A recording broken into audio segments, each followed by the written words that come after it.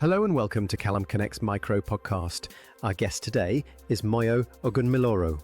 Moyo is an award-winning entrepreneur, tech leader, food innovator, and women's advocate driven by purpose and legacy.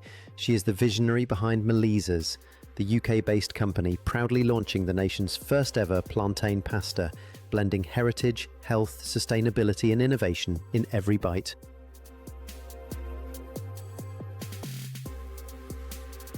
One of the biggest hurdles I have faced in my career as a leader is being underestimated. I found over the years, especially as a woman of color, a mum, I allowed that to happen, and it really almost dented my courage and my confidence.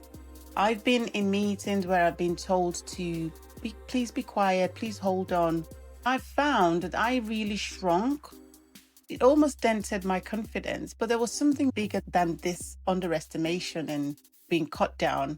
It was always the idea within myself, the conviction within myself that wanted to be more, that it was a case of me battling what was more important, to shut up, to shrink, to be quiet, to conform, or to become the leader that I wanted to see growing up, the leader that I would want to be for myself, the leader that I would want for my daughters and even my son. And I think the conviction was stronger than the underestimation and the shut up and the be quiet, that I had to start speaking up for myself. I've also found that I didn't fit the status quo. And people have always said that my ideas are too ambiguous, my dreams are too wild and unrealistic.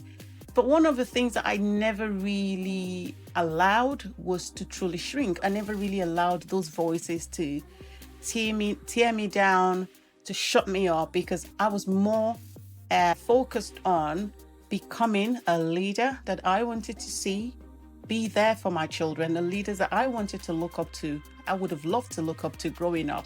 So that conviction kept me going. Now, and also because I knew that God had trusted me with these visions, God had trusted me with this mission, I decided to surround myself with the people who truly appreciate me. And over the years, I found that my work began to actually impact lives.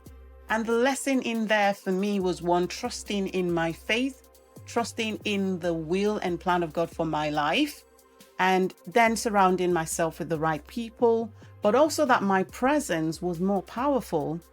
And the absence of my speech, my quietness, did not mean that I wasn't good enough. It only meant that my output, the impact that I was making, was louder than my silence. And I realized that if my presence is such a powerful presence and it rattles the room, then the room needed shaking.